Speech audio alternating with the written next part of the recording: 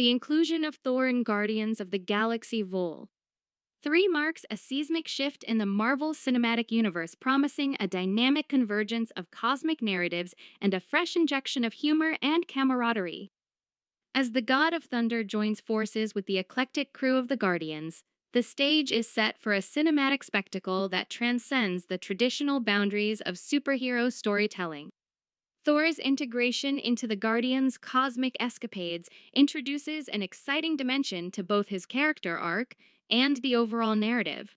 The Thunder God's presence adds a layer of mythic grandeur to the already vibrant and eclectic world of the Guardians.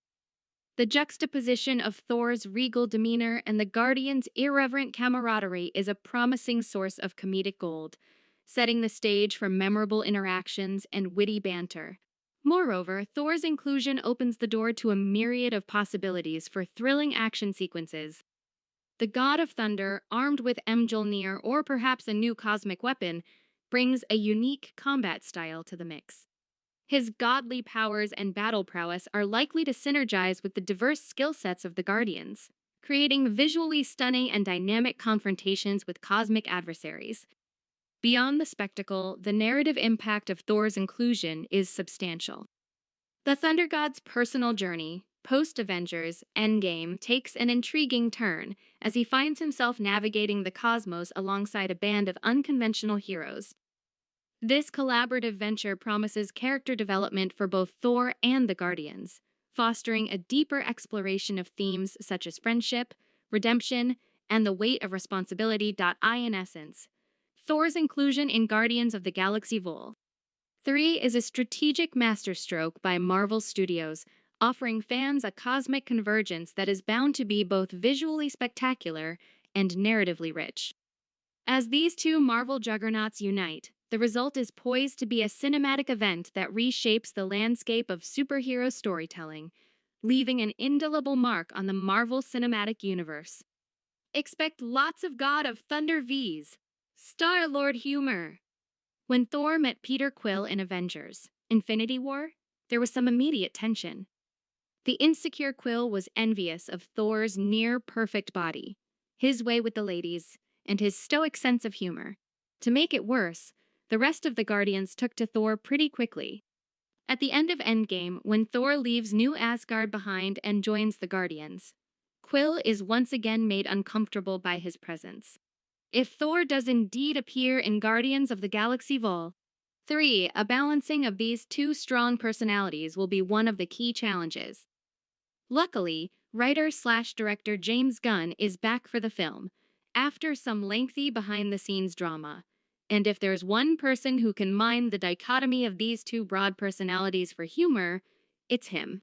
The two are so similar that there's a ton of fun to be had, and we imagine the butting of their heads will be the centerpiece of future Guardians films. Thor could help the crew find Gamora. Thanks to some time travel shenanigans, past Gamora is brought to the present timeline in Avengers Endgame. After Tony acquires the Infinity Gauntlet and snaps away Thanos and his army, Gamora is now trapped in the present, thanks to the closing of the time loop, although she flees the scene in the closing moments. This is a convenient way of resurrecting Gamora after her death in Infinity War, and it also gives the Guardians a mission in Vol. 3. Quill is using his ship's computer to try to find Gamora when Thor joins the group, alluding to the fact that the next film will involve the Guardians tracking their lost comrade down and filling her in on the 5 years that she skipped. This is where Thor's upbringing could come in handy. The rest of the Guardians have experience roaming outer space. It's literally part of their name, but it's possible Thor could have specific insight about where Gamora could be hiding. Perhaps he's familiar with Zen-Hubari, her home planet, or maybe he has intimate knowledge of other locations that could be important to her or Thanos. It's handy having another space guy in the mix, and Vol. 3 will likely make use of that. Vol. 3 could see Thor out of the main action. Thor made it pretty clear that he was done with Avengers-type missions at the end of Endgame. It's possible, then, that he'll play more a laid-back, serviceable advice giver in Vol. 3, and not necessarily be a major part of the action. Maybe he'll stick to the ship, doling out wisdom as he sees fit. After Endgame, and after witnessing the effect trauma has on our lovable Asgardian god, we hope he learns how to take it easy in his next iteration. It's what he deserves. We'll be along for the ride either way. Rocket's origin story. The opening Marvel logo makes it clear that Guardians of the Galaxy Vol. 3 is focused on its titular group, rather than the ever-growing multiverse, as it replaces the flashing images contained within each letter with the Guardians themselves. Gun opens on caged baby raccoons with petrified looks in their eyes, while an ominous hand reaches in to grab one of the cowering creatures with malice. This is the beginning of Rocket's Bradley Cooper, origins that gave the world the endearingly snarky genius. However, the memories to follow compose of the inescapable nightmares that Rocket could never break free from. Fade into present-day nowhere, where Rocket broods among an emotionally fractured superhero team to Radiohead's Creep. A drunken Peter Quill, Chris Pratt, also called Star-Lord, mourns over his love, Gamora, Zoe Saldana, after her 2014 variant appears in the modern day without any memory of her fellow Guardians. Meanwhile, Drax, Dave Bautista, Groot, Vin Diesel, Mantis, Palm Clementieff, and Nebula, Karen Gillan, join forces to put the community back together. In Flies, the powerful Adam Warlock will Poulter, whose clash with the Guardians leaves Rocket in critical condition. The team will have to travel to the raccoon's most painstaking memories to restore his health before it's too late. Tugging on the heartstrings, the first 2 installments of the Guardians of the Galaxy trilogy had a zany sense of humor mixed with moments of heavy sentimentality, such as Star-Lord's connection to family. Guardians of the Galaxy Vol.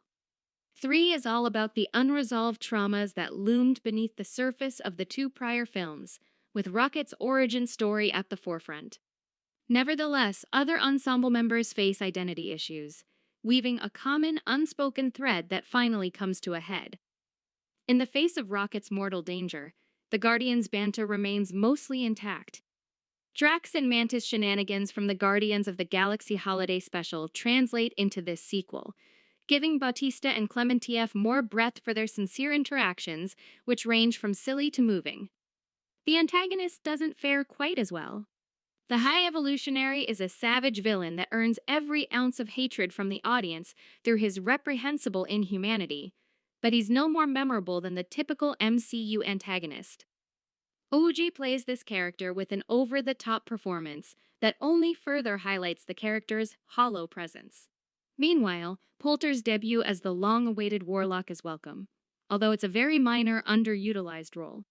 A solid final bow from James Gunn's MCU-run Guardians of the Galaxy Vol. 3 won't convert MCU non-believers, as it still embraces many of the long-running franchise's tropes and storytelling techniques, for better and worse.